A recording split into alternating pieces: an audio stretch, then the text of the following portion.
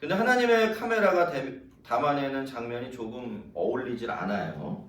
그 카메라 앵글에 담긴 것은 성 밖에 숨어있는 4명의 나병 환자였기 때문입니다. 여러분, 나병 환자, 이 사람들은 부정한 사람들이죠.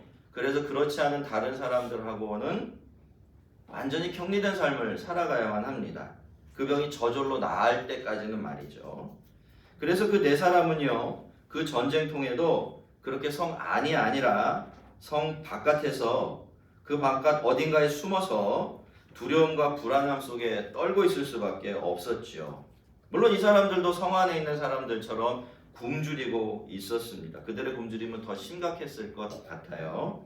하지만 그렇다고 해서 성 안으로 들어가는 것도 해결책이 될 수는 없죠. 왜? 이미 성 안의 사정을 알고 있기 때문에 그렇습니다. 성 안에 들어가도 먹을 것이 없고 특별히 자기 같은 사람들에게 나눠줄 양식이 없다는 것은 불을 보듯 뻔한 일이었습니다. 그래서 4사람은 의논 끝에 여기서 굶어 죽으나 아람 사람들에게 가서 맞아 죽으나 마찬가지니까 우리 죽을 각오를 하고 아람군에 가서 한번 항복을 해보자. 이렇게 사생결단을 하고서 해볼 수 있는 마지막 방법을 취해보기로 합니다. 그렇게 해서 4사람은 아람 사람들이 진을 치고 있는 곳으로 가게 되는데요. 여러분, 얼마나 두렵고 떨렸겠습니까? 한 걸음 한 걸음이 천리길 같았겠죠. 그런데 해질 무렵에 아람 사람들의 진영에 도착한 이 사람들의 눈에는 정말 보고도 믿을 수 없는 그런 광경이 펼쳐져 있었습니다. 이게 도대체 무슨 일인가 싶어서 눈을 씻고 보고 또 보았지만 똑같았습니다. 천막이며 무기며 수레나 식량, 심지어 말과 나귀까지 모든 것이 그대로 있는데 사람들만 마치 증발한 것처럼 모두 사라져버리고 없는 겁니다. 도대체 이게 어떻게 된 일일까요? 우리 어머니는 이럴 때마다 어떻게 된 심판일까요? 이렇게 묻는데 여러분, 도대체 어떻게 된 심판일까요? 그 연유는 6절과 7절에 나와 있습니다. 그렇게 진을 치고서 이스라엘이 항복하기만을 기다리던 아람 사람들의 귀에 갑자기 엄청난 말발굽 소리와 병거의 바퀴 소리가 들려와요. 아무것도 보이지 않는데 엄청난 굉음이 자기들 누가 듣기에도 군대 움직이는 소리가 자기들 향해 막 다가오고 있는 것입니다. 무슨 일이 벌어진 걸까요? 아람 사람들이 생각하기에 가능성은 하나밖에 없습니다. 유대 사람들이, 이스라엘 사람들이 용병을 고용한 거죠. 애굽에서. 그리고 헷 사람들 중에서 용병을 고용해서 자기들을 지금 압박하고 있구나, 이런 생각을 하게 된 것이죠.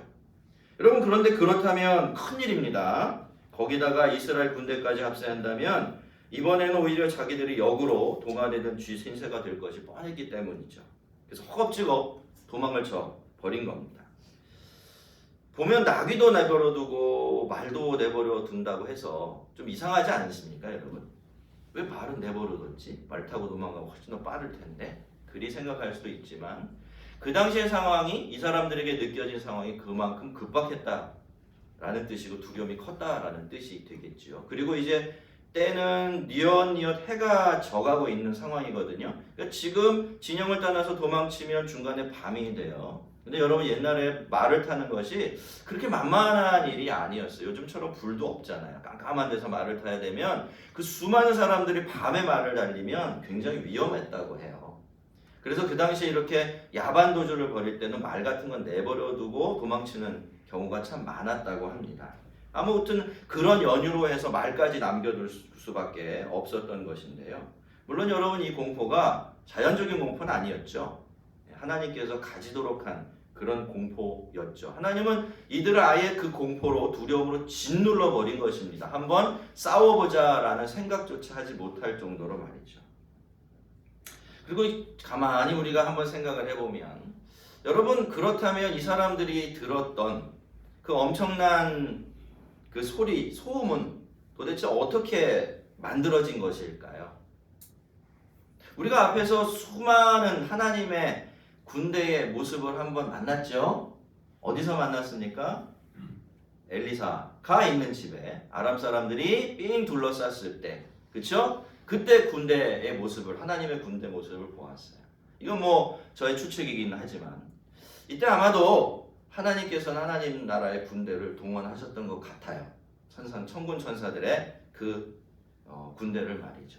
그 군대가 움직이는 소리를 이 아람 사람들이 들었던 것입니다. 그러니까 눈에 보이는 건 아무것도 없는데 소리만 들리는 희한한 일들이 벌어지게 된 것이죠. 그 네 사람의 눈앞에 펼쳐졌던 그 희한한 광경은 바로 그렇게 해서 만들어졌던 것입니다.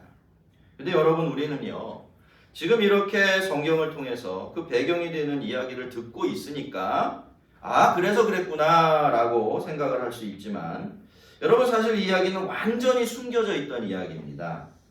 하나님께서 이렇게 아람 사람들이 사라진 이유를 성경에 기록해 놓지 않았다면, 그렇죠? 이 세상 그 누구도 이 사실을 알 수가 없었을 겁니다. 그런데 여러분, 이게 희한한 일이고 대단한 일이죠. 그런 기적이 일어난다는 것이. 근데 여러분, 사실은요, 그게 그렇지가 않아요. 이것은 예외적인 일이 아닙니다. 여러분, 우리는 하나님을 직접 볼 수가 없습니다. 그렇죠? 믿음이 없으면 하나님께서 다 보이게 드러내놓고 무슨 일을 하셔도 그것이 하나님이 하신 일이라는 것을 볼 수가 없을 뿐만이 아니라, 사실 아무리 믿음이 좋다고 해도 하나님이 뒤에서 그리고 먼저 앞서서 해놓으신 일들은 우리가 전혀 알아볼 수가 없는 거예요. 왜요?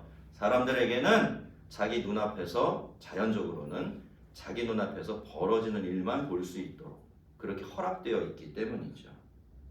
여러분, 예수님께서는 왜 당신은 안식일에 병자를 고쳐주느냐, 왜 하면 안 되는 일 하느냐라고 트집을 잡는 사람들에게 내 아버지께서 이제까지 일하시니 나도 일한다, 이렇게 대답하신 적이 있는데요. 여러분, 우리는 안식일에 쉬지요.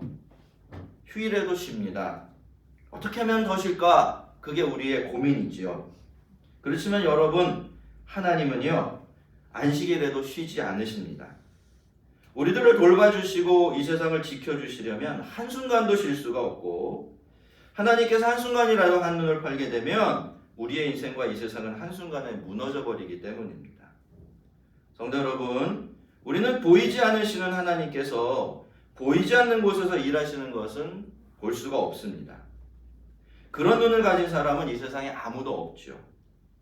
하지만 여러분, 그렇다고 해도 하나님은 언제나 일하고 계십니다.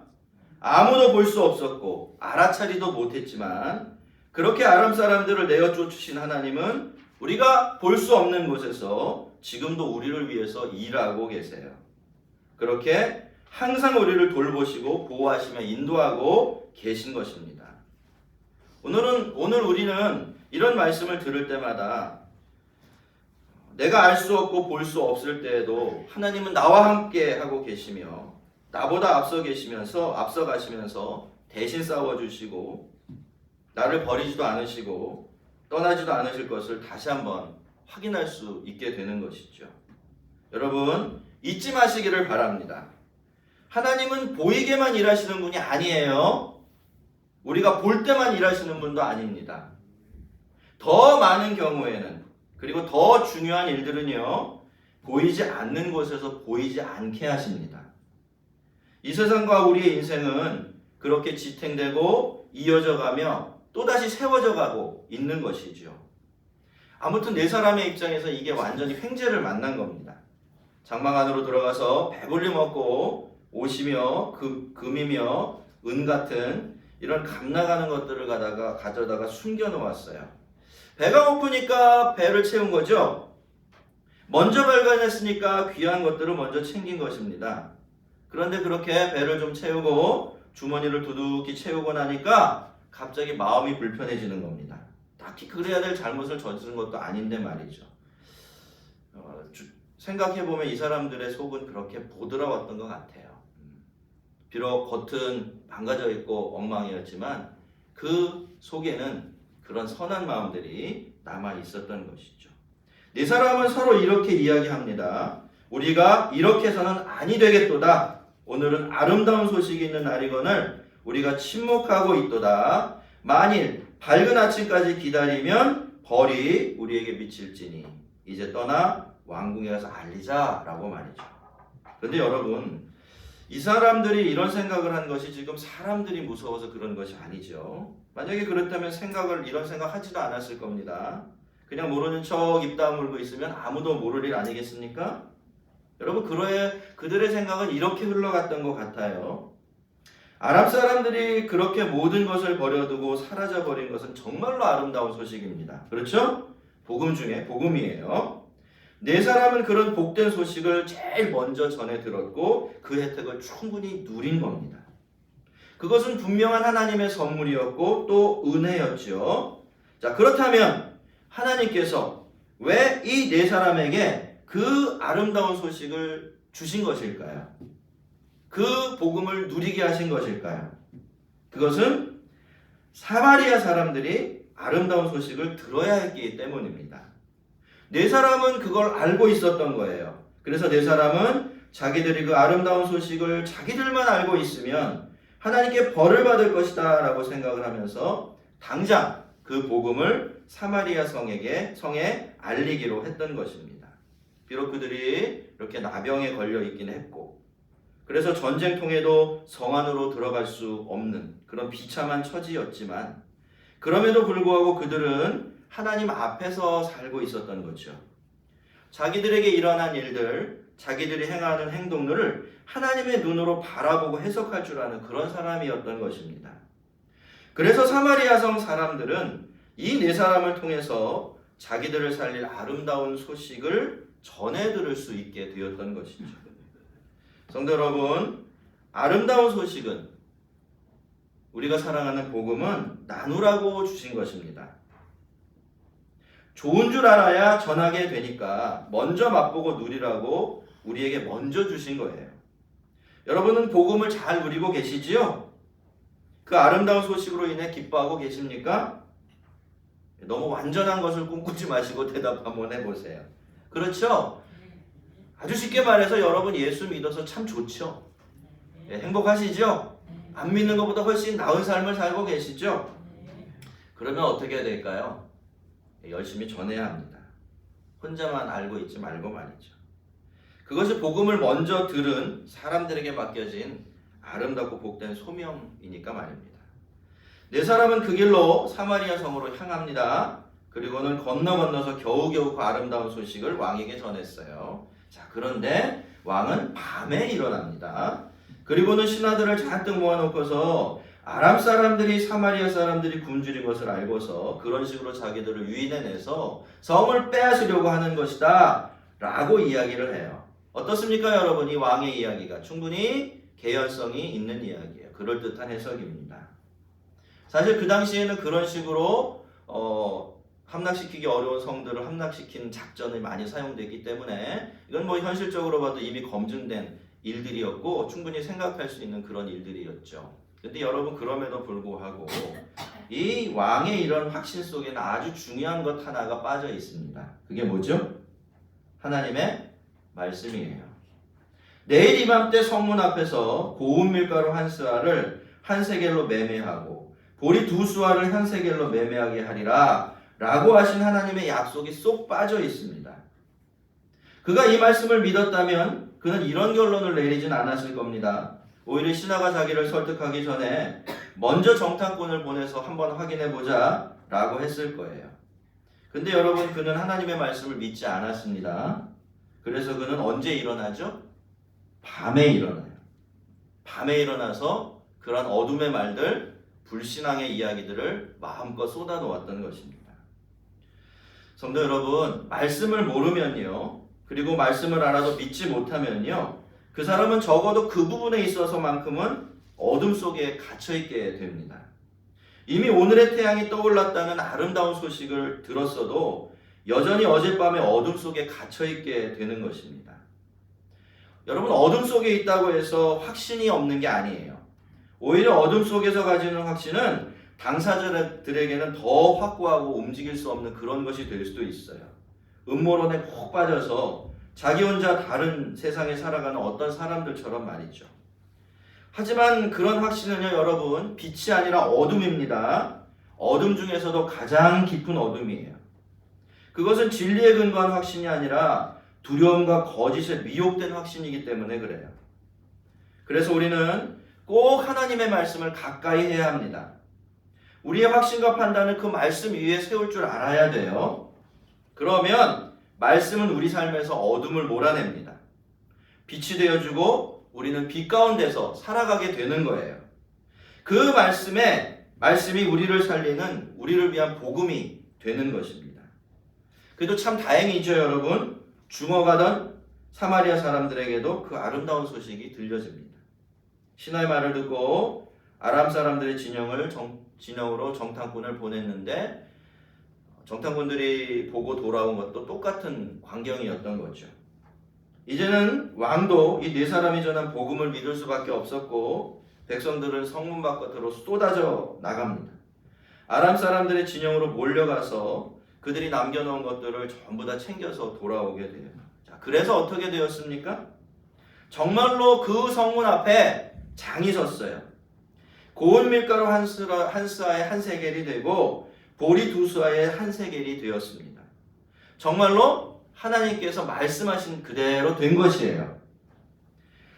그래서 상갓집이 잔치집이 되고 탄식은 환호성이 되었죠. 굶주림은 배부름이 되었습니다. 그렇게 하나님의 구원이 사마리아 성에 임한 것입니다. 근데 이것 말고도 하나님의 말씀대로 된 것이 또 하나 있죠. 왕은 자기가 신임하던 신하에게 성 밖의 질서 유지와 치안을 맡겼던 것 같아요. 근데 여러분, 이게 화근이 됩니다.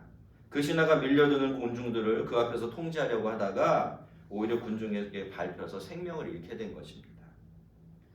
그가 들은 말씀이 이런 식으로 이루어지리라고는 아무도 몰랐겠죠.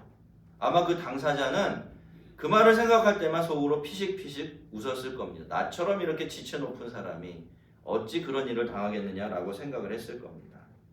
하지만 그렇게 해서 네가 네 눈으로 보리라 그러나 그것을 먹지 못하리라 라는 이 수수께끼 같은 하나님의 말씀도 이렇게 사실이 되고 현실이 되었던 것입니다.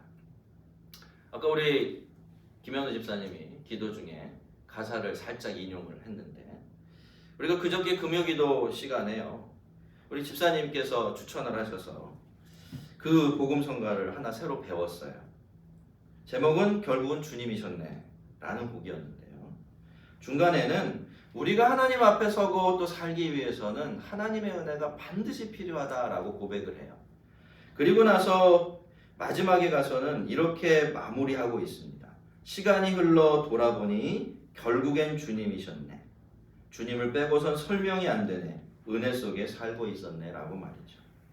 참 순박하고 은혜로운 찬양이라는 생각이 들었는데요. 근데 제가 이 찬양을 이렇게 은혜롭게 부르면서도 조금은 좀 안타까운 마음도 있었습니다. 왜냐하면 이 가사에 우리가 살아가는 삶이 이렇게 좀 비쳐 보였기 때문이에요. 그렇죠, 여러분? 우리는 모두 그렇게 고백합니다.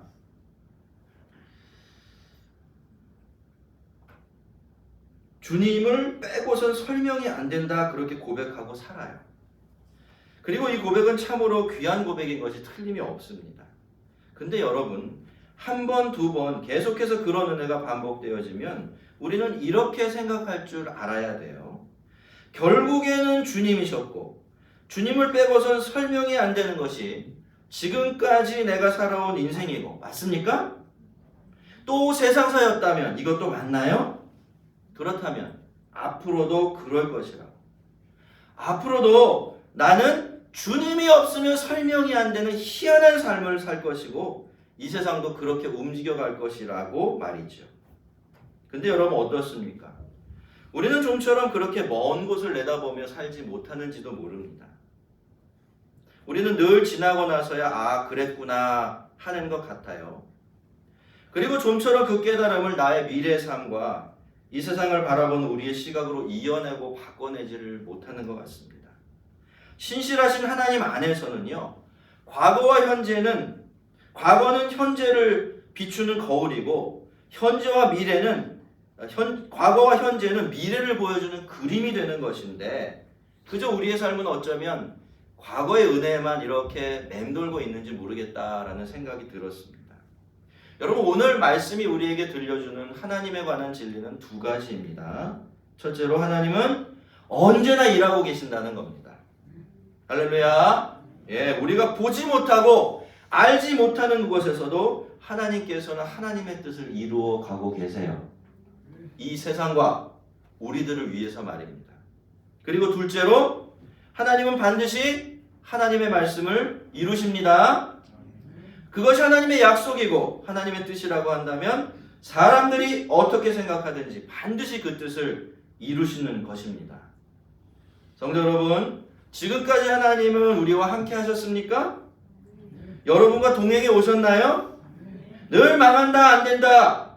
하나님은 이 나라를 우리가 그렇게 이야기할 때도 하나님은 이 나라를 그리고 이 세상을 잘 돌보고 지켜오셨습니까?